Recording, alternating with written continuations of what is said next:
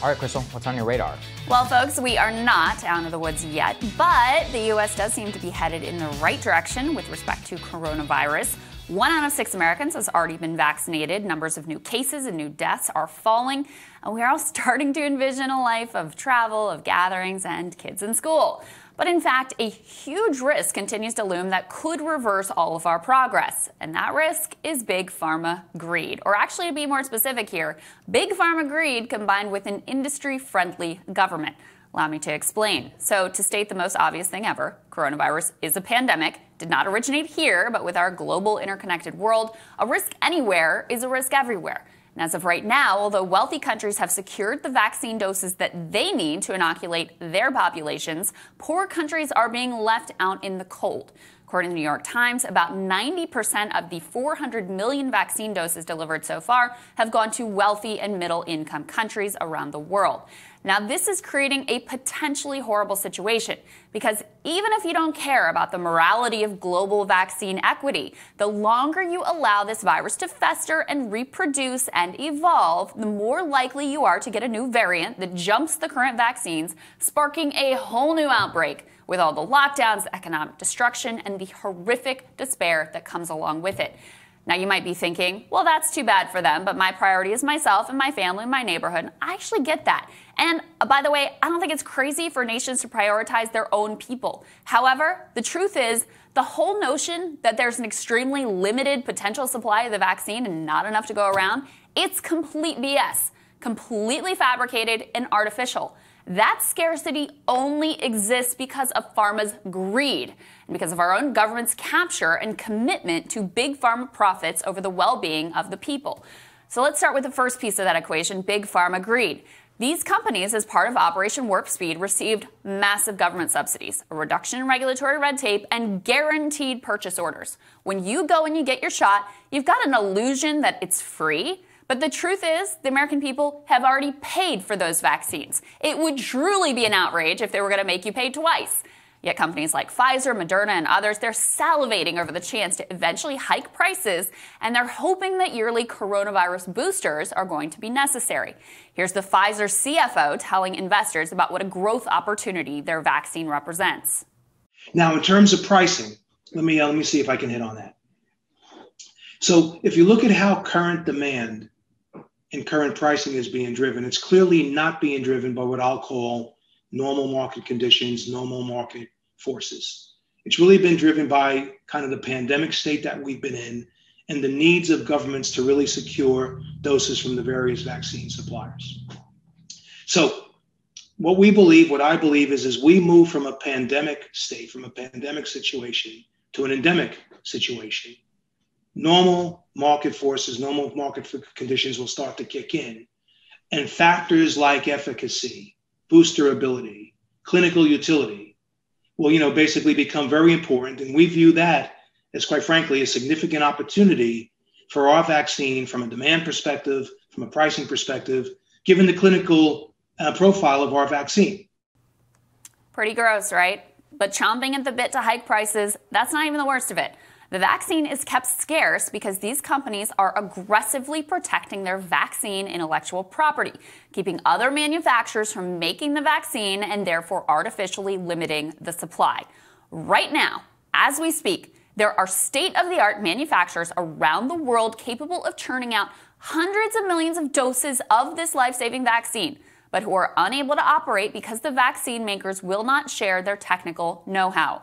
And it's not like these companies are struggling financially. According to Li Fang at The Intercept, Pfizer's projected to pull in $4 billion in profit from the vaccine just this year alone. That would make it one of the most profitable drugs in history.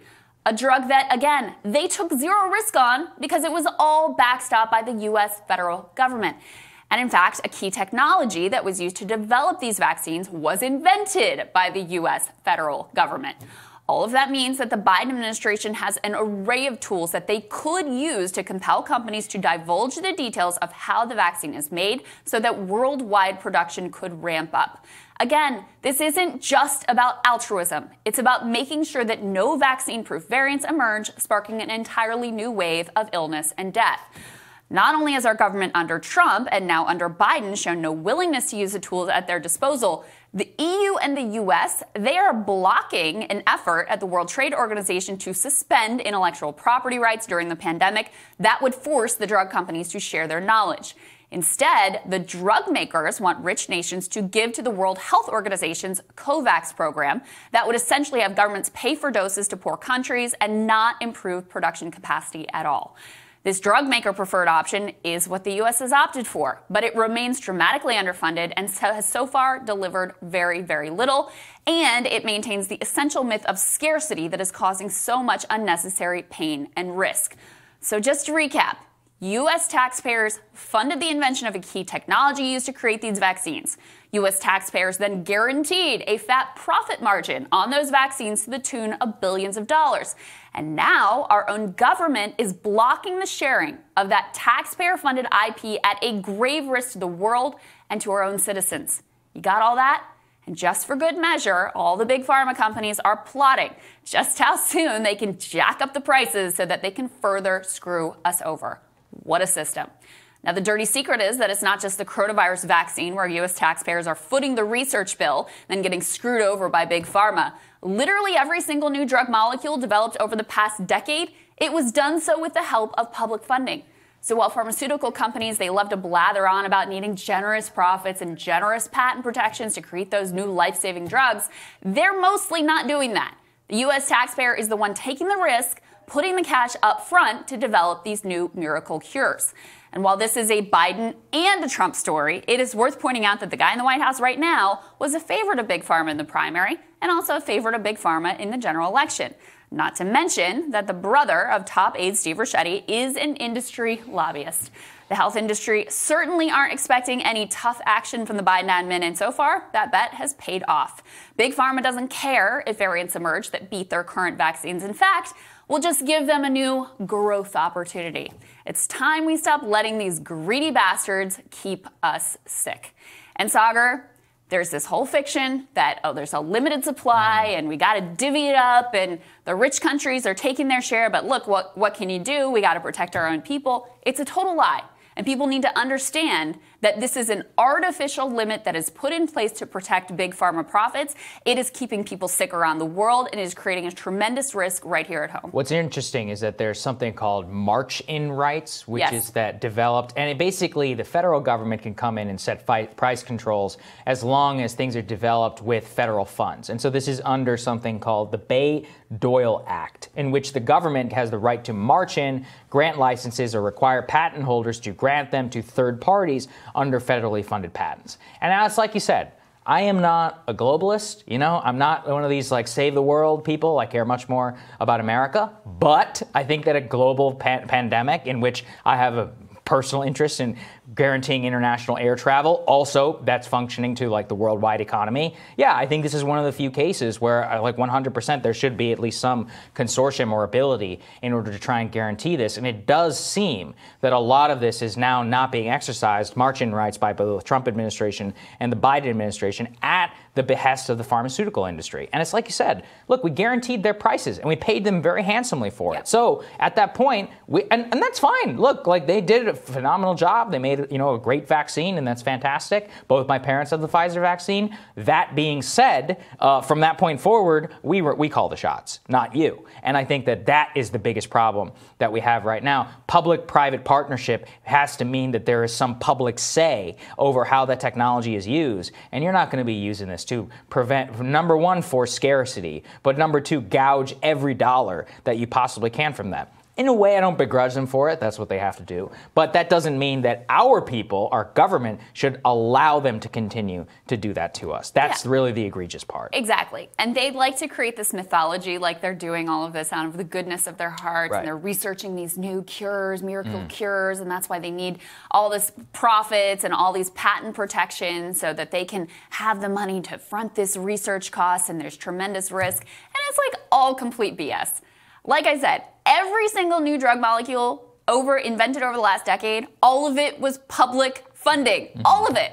Mostly what they do is they try to like reformulate Viagra, these mass market drugs that they can get massive profits out of with very, very little risk. Those are the sorts of things that their money actually goes into. So they create these layers of mythology. There's the mythology of like, oh, these great pharma companies, they're just doing this because they're so great and they're so noble, et cetera, and they're taking tremendous risk. Not true. U.S. government is taking the risk, and they're doing it purely for profit, as you can see on those investor calls where they're like, how soon can we jack up the prices? Let's see when we can. Yeah. There's they want to wait until the pandemic is over, but they also retain the right to declare unilaterally when they've decided the pandemic is over. So there's that level of mythology, and then there's also the idea that there's a limited capacity when really they're just protecting their own profit margins.